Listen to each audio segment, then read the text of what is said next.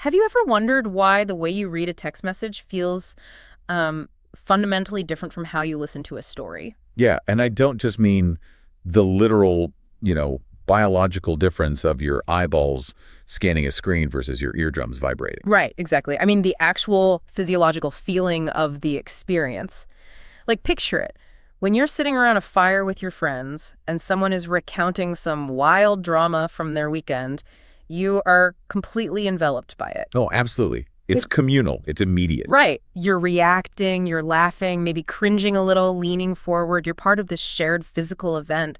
But then when you get a long text message, even if it contains the exact same dramatic story, you go completely silent. You really do. You retreat entirely into your own head. Yeah, you isolate yourself from everyone else in the room just to process those little black symbols on the glowing glass. The content of the story is identical, but the environment of your mind completely shifts. It does. And according to Marshall McLuhan, that invisible psychological shift is basically the secret engine of human history. Which is wild to think about. And that's exactly why today on the Deep Dive, we are cracking open his 1962 manifesto, The Gutenberg Galaxy, The Making of Typographic Man, to figure out why he thought that. It is arguably one of the most intellectually exhilarating, but also thoroughly unruly and undeniably dense books of the 20th century. Oh, unruly is a great word for it. Right. I mean, McLuhan's ideas have seeped into the groundwater of our culture. We use his phrases all the time, like, the medium is the message or the global village. Yeah, people quote him constantly without even realizing it. Exactly. But stepping into the actual text of his work is a very different experience than just quoting his catchphrases. Yeah. I mean, he refuses to hold the reader's hand. He jumps across millennia, disciplines, theories, all without warning. Which is exactly why we are acting as your personal guides today. If you're a curious student diving into media studies for the first time, or just someone trying to figure out why your smartphone feels like it's, rewiring your brain, McLuhan is the ultimate starting point. He really is. And to make sense of his wild, non-linear style, we're relying on a comprehensive critical review of the Gutenberg Galaxy, alongside the 2011 University of Toronto Press reissue. Yeah, that specific edition is our compass today because it includes some incredibly illuminating essays by Terrence Gordon, Elena Lamberti, and Dominique Scheffel-Dunand. Right, and those scholars really provide the structural map we need to navigate what McLuhan is actually doing. They do, yeah. They offer crucial context, particularly regarding his methodology, because McLuhan's core proposition is pretty radical. He argues that technology doesn't just change what we do, it changes how we perceive reality itself. Which is a huge claim. Massive. He says every time a new technology emerges, whether it's the Semitic alphabet in antiquity, the printing press in the Renaissance, or, the internet today, it's not merely a new tool added to the human toolkit. Right, it's not just an upgrade. No, it's like a massive boulder dropped into the pond of human consciousness. The ripples alter our psychology, our social structures, and our very definition of what it means to be an individual. But before we can even begin to look at the printing press or the internet, we have to fundamentally redefine a word that we throw around constantly. We have to figure out what a medium actually is. Yeah, because when McLuhan uses the word technology or medium, his definition is infinitely broader than just a television set or a radio tower. Right. For McLuhan, a technology is an extension of a human faculty or a physical sense. He views our tools as literal prosthetics. Exactly. So wait, I want to make sure I'm fully wrapping my head around this. If I use a wheel, McLuhan isn't looking at it as a wooden circle. He's looking at it as a prosthetic extension of my foot. Precisely.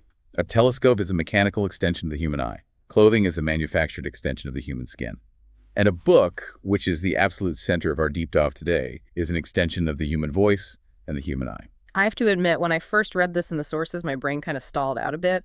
Thinking of a book as a piece of technology feels so counterintuitive. Oh, totally. In fact, the source material mentions an interviewer who was talking to McLuhan, and when McLuhan casually stated that a book was a technology, the interviewer actually exploded and yelled, "It's too small." Yeah, which is so funny. But the interviewer was trapped in this 1960s mindset, likely picturing the massive room-sized mainframe computers of the era. Right, like technology has to have flashing lights and wires. Exactly. But scale is completely irrelevant to the definition. If a microscopic silicon chip is a technology, a printed page absolutely qualifies. A printed book is a highly engineered, mass-produced visual code designed to capture human utterance.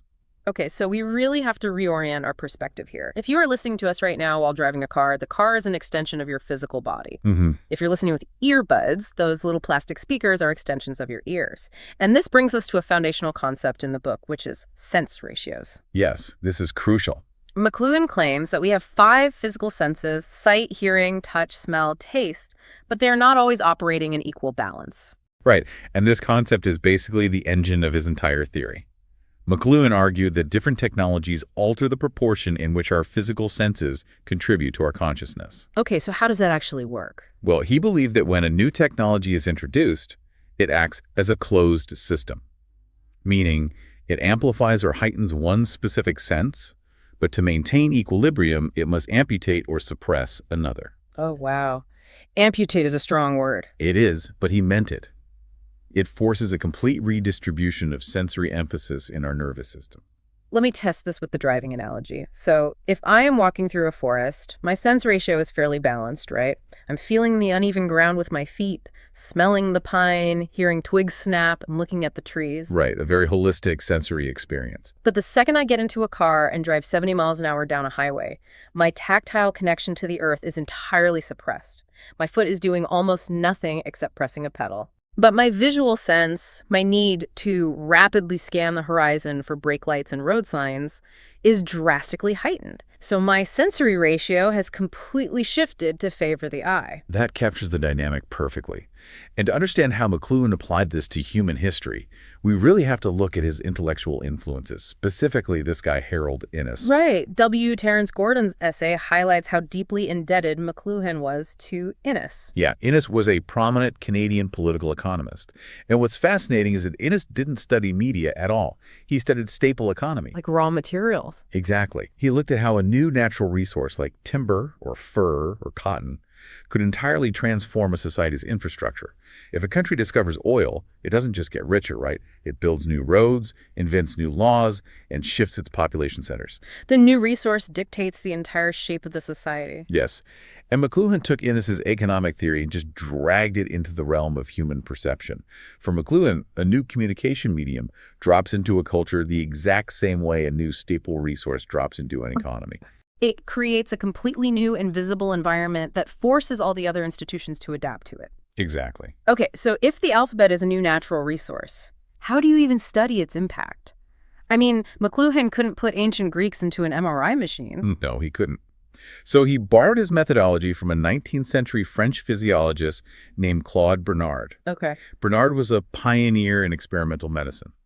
And he argued that if a doctor wants to truly understand the hidden function of a healthy organ, they shouldn't just look at it. They should study the disturbance produced when that organ is disabled or suppressed. Oh, that is so interesting. So McLuhan is acting as a kind of cultural physician. Exactly. He's saying if you want to understand what the invention of reading does to human beings, look at the psychic disturbance that happens when our auditory, listening-based culture is suddenly suppressed. Right. He is treating human history as a giant, admittedly uncontrolled medical experiment in sensory deprivation and enhancement. He's studying the disabled organ of oral culture to understand the dominant organ of visual culture. That's a great way to put it. Which means we need to establish the baseline of this experiment.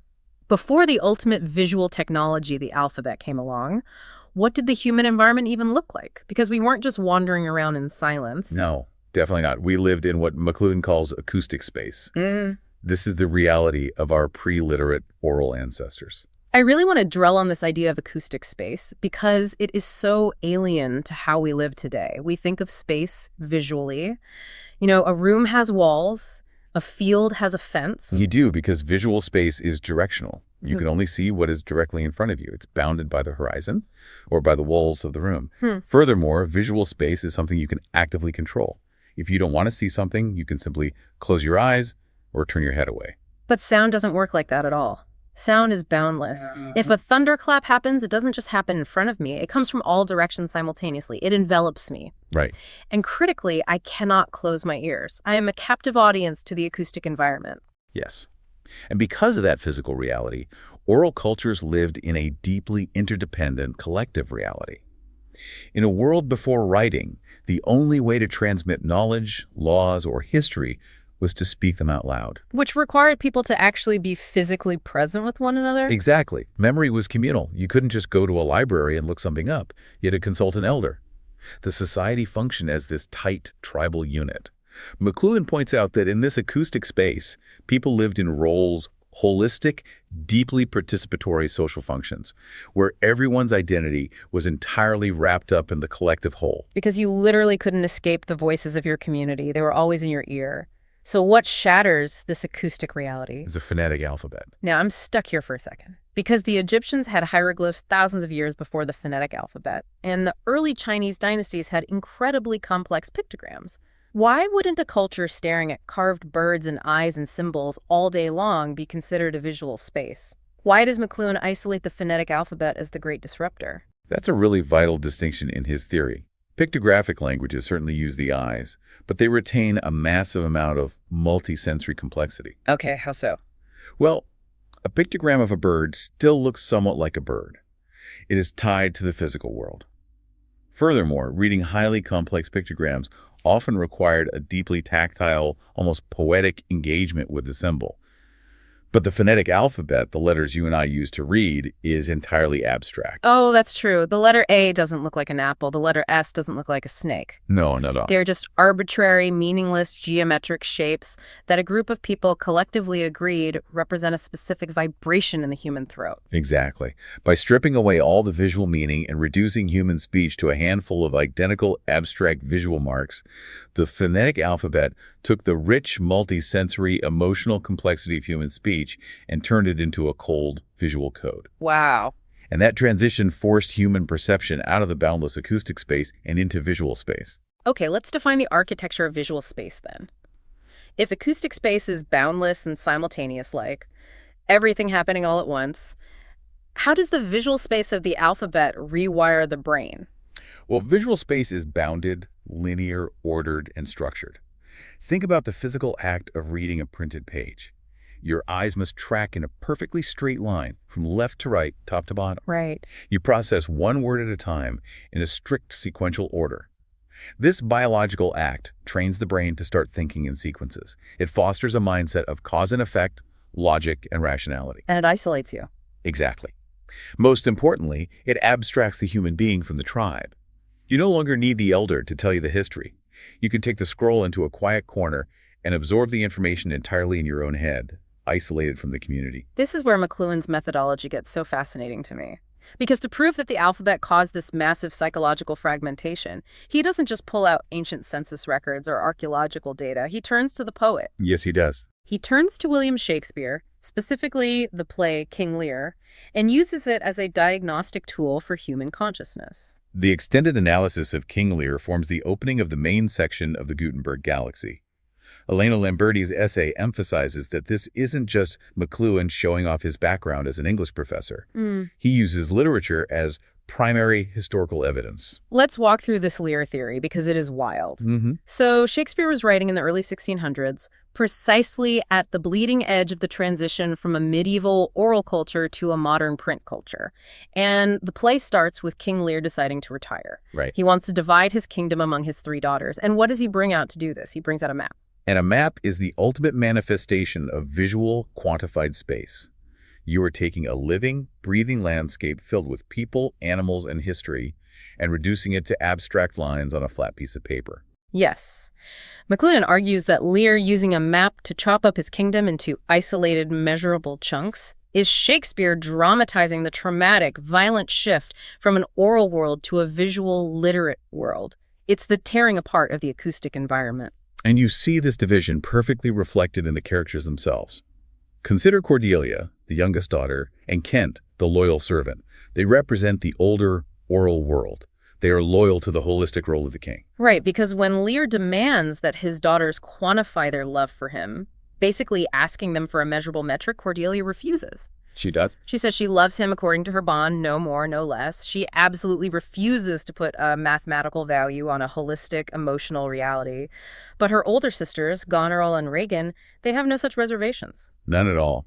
Goneril and Regan represent the newly emerging, literate, fragmented individual. They don't have deeply embedded roles in the tribe. They have jobs. Oh, that's a great distinction. They are highly individualistic, competitive, calculating, and completely stripped of the communal loyalty of the oral world. They are specialists in flattery. There's this one specific moment McLuhan highlights that absolutely gave me chills when I read the source. Regan is trying to outdo Goneril's flattery, and she tells Lear that she professes herself an enemy to all other joys, which the most precious square of sense possesses, and claims she only finds happiness in her love for him. Yeah, McLuhan just seizes on that phrase, precious square of sense. He reads this as Shakespeare explicitly warning the audience about the danger of privileging one sense over all the others. Wow. Regan is literally offering to amputate her other senses, her empathy, her tactile and auditory connection to the living world, in exchange for a hyper-specialized, calculated devotion. McLuhan calls it a scholastic demonstration of the psychic fragmentation caused by the alphabet. He is treating the artist as a cultural early warning system. The poet feels the sensory environment shifting long before the politicians or the scientists do. Shakespeare could feel the medieval oral world dying and the visual print world taking over, and he basically wrote King Lear as a warning klaxon. This aligns perfectly with a quote from Wyndham Lewis, a thinker who heavily influenced McLuhan. He said, "The artist is not the slave of technological commotion, but its master. The artist reveals the invisible environment." I mean, I love the literary analysis, I really do, but I have to push back on the history here just a bit. Isn't McLuhan romanticizing the oral tradition? How so? Well, the way he describes it, oral tribes were these warm, wonderful, holistic communes, and the invention of the alphabet suddenly turned us all into cold, calculating, isolated sociopaths. It feels entirely too clean. You are hitting on one of the most substantial critiques of McLuhan's work right there. The source review points out that prominent anthropologists, such as Jack Goody and Walter Ong, strongly challenged this neat binary. Oh, they did? Yeah. Goody, in particular, argued that dividing human history into warm oral communes and cool visual individuals was empirically flawed. I mean, human history doesn't feature a magical switch where people stop caring about their neighbors the moment they learn to read. Right, there were plenty of brutal wars and hierarchical tyrannies in pre-literate societies. Exactly. McLuhan relies heavily on a psychiatrist named J.C. Carruthers, who wrote studies comparing non-literate rural African populations with literate Western Europeans. Carruthers claimed the African populations lived in a world of highly emotional, reactive sound, while the Europeans lived in a detached world of visual space. Yeah, that sounds problematic, yeah. To modern anthropologists, this slides into a very uncomfortable essentialism that ignores a massive amount of cultural and economic nuance. Okay, so his anthropological data might be flawed or oversimplified. But even if we throw out the rigid binary, the underlying mechanism he is proposing still feels incredibly potent. The idea that literacy isn't just a neutral skill you acquire, like learning how to juggle or ride a bike, but a fundamental rewiring of the physical pathways you use to process reality. The core insight holds up under scrutiny, absolutely. Learning to read the phonetic alphabet installs a new operating system in the human brain. But moving from acoustic to visual space isn't just a software update. It's more like taking a biological creature that has evolved to survive by sensing the vibrations and currents of the entire ocean around it and suddenly forcing it to survive by looking through a tightly focused periscope. That's a great analogy. You gain incredible precision in one direction, but you lose your connection to the whole. And if the alphabet built the foundation of this new periscope, the structure wasn't locked into place until 1,000 years later when the physical limits of human voices hit an absolute wall. Which brings us to the Gutenberg Revolution and the typographic man. Right, we have to remember that even after the phonetic alphabet was invented, it took centuries for visual space to truly dominate. For much of antiquity and the Middle Ages, manuscript culture was still profoundly auditory. This was one of the most surprising historical details in the sources for me, because when I picture a medieval monk in a scriptorium, I picture absolute pin-drop silence. Monks hunched over desks, quietly illuminating manuscripts with gold leaf. But McLuhan points out that wasn't the reality at all. No, not even close. Drawing on medieval historians like H.J. Chater and Jean Leclerc, McLuhan explains that reading in the Middle Ages was a loud, physically exhausting, muscular activity. They called it ruminatio, right? Like a cow chewing its cud. They were literally chewing and digesting the work. Exactly. They whispered, they mumbled, they chanted the texts out loud as they copied them. Reading was a full-body acoustic event. The physical architecture of the monasteries actually had to adapt to this. Really? How? Monks worked in reading carols that were essentially designed as singing booths to contain the cacophony of all these men vocalizing their texts simultaneously. Oh, wow. So even though they had writing, the ground of their reality was still acoustic. A word was not just a silent mark on a page, it was a sound, a performance, an event in time. Yes. But as the centuries crept on, whispering monks couldn't scale. The demand for information outpaced the speed of the human hand. And then, in the mid-15th century, a German goldsmith named Johannes Gutenberg mechanizes the process. And the invention of the movable type printing press is the watershed moment for McLuhan. Yeah. Because Gutenberg didn't just invent a faster way to make books, he invented the very first uniform, exactly repeatable commodity. Okay, let's walk through the mechanics of this, because McLuhan makes some staggering claims here. How exactly does a printing press restructure society? Well, print intensified the visual bias of the alphabet to an absolute extreme. It stripped away the vocal, tactile, physical dimensions of manuscript reading. Because printed books were uniform and easy to read, you no longer had to mumble them out loud to understand them. Right. It created the phenomenon of silent, private reading. You could take a book away from the tribe, sit in isolation, and absorb information entirely internally. This is where we get the birth of individualism. Before print, you belong to the group. But once you can read silently, you develop a private, internal life that no one else has access to. You develop a fixed point of view. Exactly. But McLuhan goes so much further than just individualism. He argues that the printing press birthed nationalism. The mechanism there is quite direct, actually. Yeah. Before print, languages were highly regional dialects. But a printer needs a large market to sell his books. You can't print a book in a dialect only spoken by 3 villages. So what did they do? Printers began standardizing regional vernaculars into massive unified languages: French, German, English. Suddenly, millions of people across a vast geographic space are reading the exact same standardized language. Oh, I see. They begin to identify as a single public.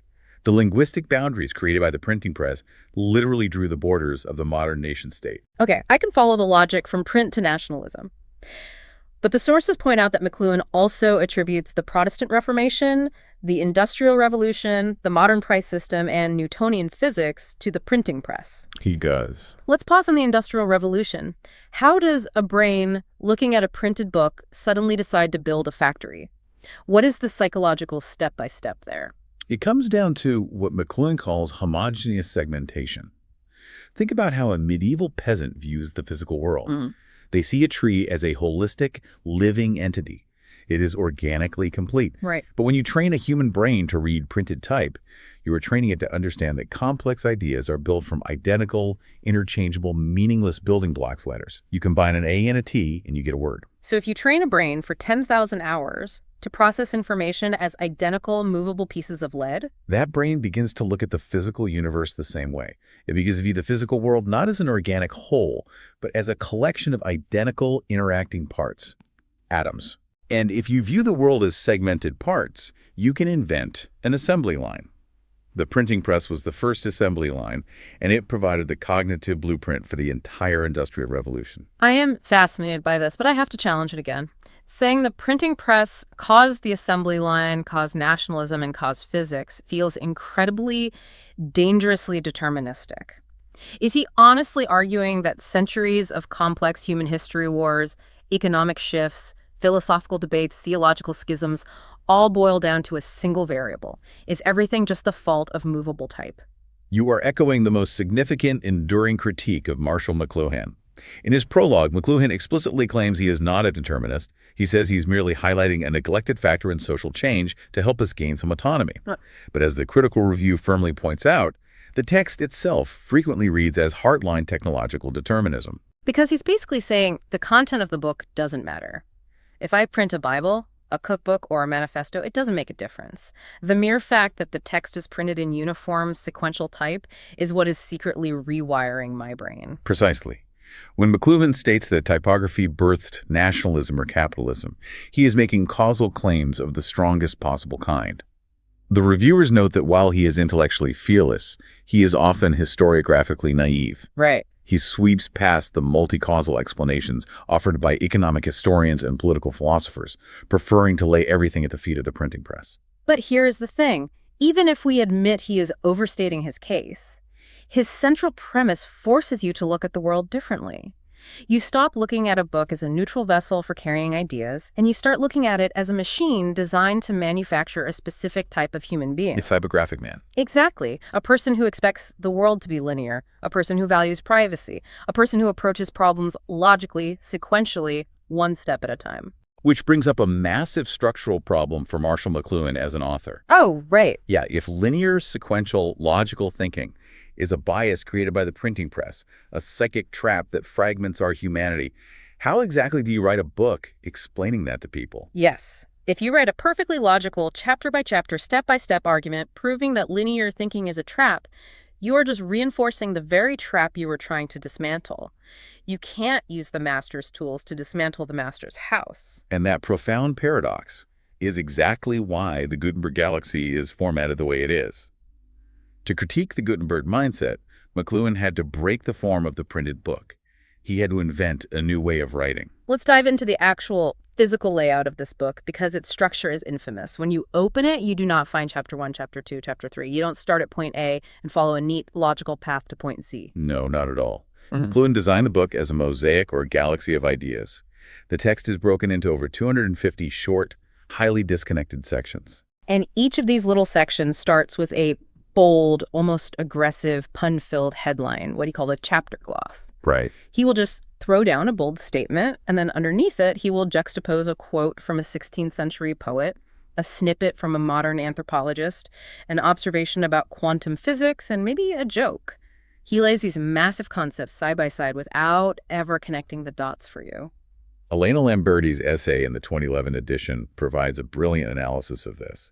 She argues that this jarring mosaic structure is McLuhan actively enacting a post-secondary orality. Post-secondary orality, what does that actually mean for the reader? It means he is trying to recreate the simultaneous, all-encompassing, nonlinear environment of oral acoustic space, but using the medium of print. He wants to break the hypnosis of the printed page. How does he do that? To do this, he relies heavily on aphorisms and what are called broken knowledge, a concept he borrowed from the philosopher Francis Bacon. Explain the broken knowledge concept. Because normally when I read a nonfiction book, I want the author to give me the polished, finished, perfectly reasoned theory. Sure. Bacon argued that polished, continuous arguments lull the reader into passive acceptance. They make the reader think the work is already done. Broken knowledge, on the other hand, presents ideas in fragments, maxims, and probes. Probe. Yeah, a probe is not a final conclusion. It is an exploratory tool. It is intentionally incomplete. I want to use an analogy here to make sure this lands. If a traditional author wants to show you a beautiful landscape, they paint a hyper-realistic, fully framed picture, hand it to you, and say, look at this. Right. But McLuhan refuses to paint the picture. Instead, he hands you a box of 1,000 seemingly random puzzle pieces, a piece of Shakespeare, a piece of tribal history, a piece of an assembly line, and he says, you build it? And by forcing you to build it, you cease to be a passive consumer of information. You are forced into active participation. You have to look at the quote about King Lear next to the quote about the printing press, next to the quote about African oral traditions, and you have to find the pattern connecting them. Pattern recognition. Exactly. McLuhan believed that pattern recognition is the essential survival skill in a complex media environment. You can no longer rely on someone else to feed you a linear argument. You must learn to recognize patterns across completely disparate fields of knowledge. Reading the descriptions of this mosaic structure, it struck me that McLuhan practically invented a paper version of the internet. He really did. He invented hypertext decades before the World Wide Web even existed. When you read his book, you're essentially clicking a hyperlink in your brain, jumping wildly from a Renaissance painting to a physics equation to a medieval monastery. Dominique Scheffel-Dunand's essay explicitly notes how uncanny his anticipation of digital culture was. This non-linear hyperlink style of writing is precisely why so many readers find the Gutenberg Galaxy deeply disorienting and frustrating. Because it's hard work. It is. As they read, they are experiencing on a biological, neurological level the very phenomenon of perceptual reconfiguration that the book is theorizing about. Right. He isn't just telling us what to see, he is forcing our brains to relearn how to see. He is aggressively pushing our brains out of the comfortable, linear Gutenberg rut we've been in since elementary school. And this forced requirement to actively engage in pattern recognition, to step back and see how the tiles of the mosaic form a larger picture, leads us directly to McLuhan's ultimate philosophical decoder ring. Ah, yes. If you understand this one concept, everything we've talked about snaps into focus. You're referring to the dichotomy of figure and ground. Yes, figure and ground. Let's break this down meticulously, because once you grasp this, you start seeing it everywhere in your daily life. The terminology is borrowed from Gestalt psychology, which studies how the human mind perceives patterns in objects. Gestalt theory posits that when we look at any scene, our brains automatically separate the visual field into two components. The figure and the ground. Right. The figure, which is the specific object we are focusing our attention on, and the ground, which is the background or the environment that supports the figure. The classic textbook example is the optical illusion of the vase and the faces. Yes, perfect example. If you look at the image and focus on the white shape in the center, you see a vase that becomes the figure, and the black space behind it becomes the ground. But if your brain shifts focus to the black shapes on the edges, you suddenly see two faces looking at each other in profile. The faces become the figure, and the white vase disappears into the ground. You cannot focus on both simultaneously. McLuhan took this principle of visual psychology and applied it globally to media, technology, and culture. For McLuhan, the figure is whatever we are consciously paying attention to. It is the explicit content of a medium. So if I am reading a novel, the figure is the plot, the characters, the specific words printed on the page. Exactly. If I am watching television, the figure is the news anchor talking, or the football game playing. If I am scrolling social media, the figure is the photograph my friend just posted. It's the shiny object holding my attention. Precisely. We are biologically wired to fixate on the figure. But McLuhan argues the figure is a distraction. Yeah. The true power lies in the ground. The invisible environment. Right. The ground is the hidden, invisible environment that the technology itself silently creates around us while we are distracted by the content. The ground of the printed book isn't the story. The ground is the silent isolation of the reader, the linear restructuring of their thought process, the homogenization of their language. And what is the ground of the internet? It isn't the specific TikTok video I'm watching. The ground is the collapse of physical distance, the constant state of hyper-distraction, the expectation of instant global simultaneity. The ground is the invisible water we are swimming in. McLuhan has this incredible phrase that captures our blindness to the ground. He says, "Water is unknown to a fish until it discovers air." Wow, that's profound. It might be his most profound observation.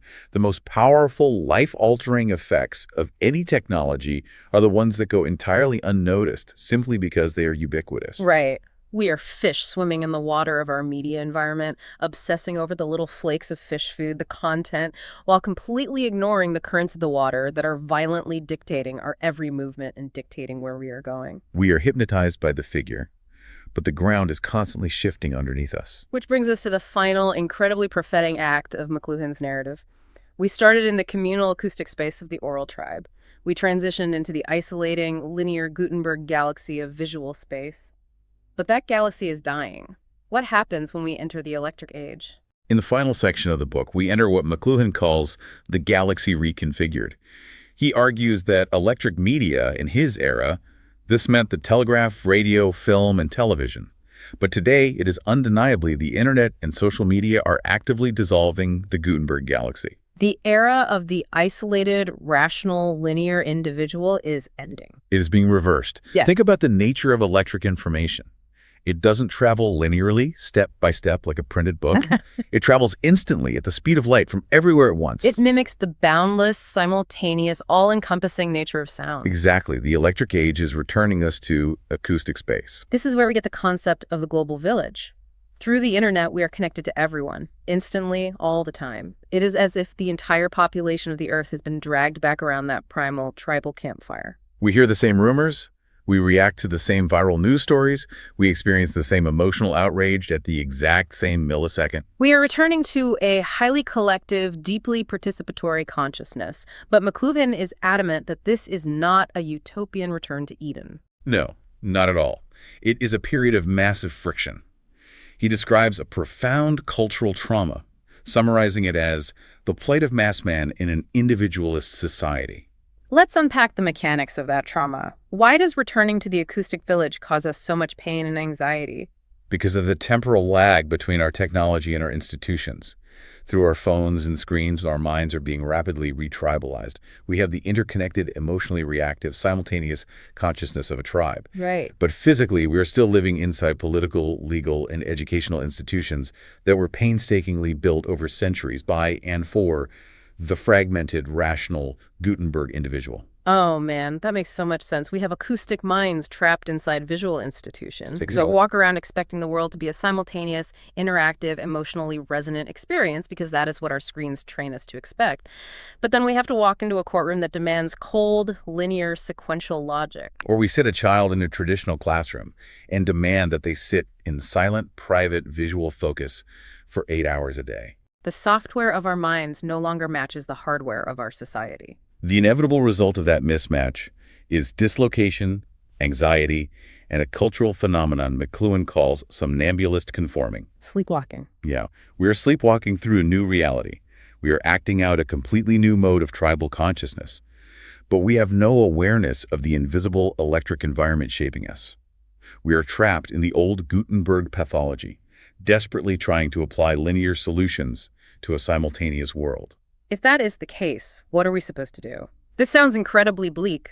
If we are just fish swimming in water we cannot see, caught in the violent cross-currents between the dying printing press and the rising internet, how do we retain any human autonomy? Are we just helpless victims waiting for the next tech update to rewire our brains again? That anxiety is exactly what the Gutenberg Galaxy is designed to address. McLuhan's ultimate answer is that understanding media is the only way to master it.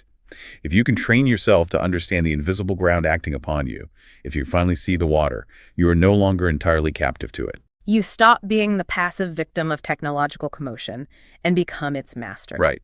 You use the probes, you practice pattern recognition, you force yourself to stop looking at the distracting figure, the toxic tweet, the viral video, the angry news anchor, and you start intensely analyzing the environment that delivered it to you.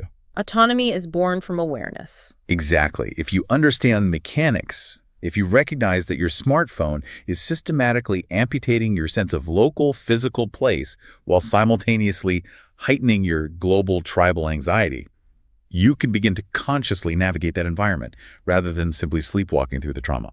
Let's take a step back and look at the massive journey we have covered today. We started in the deeply communal, boundless acoustic space of our oral ancestors, where language was a physical event and everyone belonged to the tribe. We examined how the invention of the phonetic alphabet abstracted our senses, paving the way for Gutenberg's printing press to lock humanity into an intense, linear, isolating visual space. And that visual environment gave us the assembly line, the nation-state, and the precious concept of the private, rational individual. But it did so by amputating our holistic connection to the world. Right. And finally, we explored the jarring realization that the electric age is aggressively dissolving that print culture. The simultaneous, nonlinear mosaic of the internet is thrusting us back into a global acoustic village, creating immense psychological and institutional friction. Most importantly, we learned that a medium is never a neutral vessel. It is an active, predatory environment that fundamentally rewires our sense ratios. It really does. So if you are listening to this right now, why should you care about a dense, unruly book written by a Canadian professor in 1962? Because right now, you are holding a piece of glass and metal that is fundamentally altering your perception of reality. You are experiencing the exact same psychic dislocation that a medieval scribe felt when they first encountered a mass-produced, identical printed book. McLuhan's toolkit, Learning to Study the Hidden Ground instead of being endlessly hypnotized by the figure, is the only survival guide we have for the modern attention economy. He didn't write the book to give us comforting answers. He wrote it to force us to ask the right questions. He provides a new set of spectacles, allowing us to see the invisible habitat we have built for ourselves. Which brings us to a final provocative thought. A little probe for you to take with you and mull over long after this deep dive is finished. If Marshall McLuhan is right, if the mechanical combination of the phonetic alphabet and the printing press literally invented the psychological concept of the private, rational individual, what happens when the internet fully immerses us in the global village? Yeah, what happens? Are we simply returning to a tribal state of mind? Will the very idea of a private self, the idea of having an isolated internal life, eventually become a historical artifact? It's a crazy thought. Could individualism just be a temporary 500-year phase of human evolution that lasted only as long as the printed book? Think about the way you read that text message. The silence, the isolation, the private self locked in the visual bubble of the word. How long until the electric fire we are all sitting around burns that bubble away completely? Keep diving.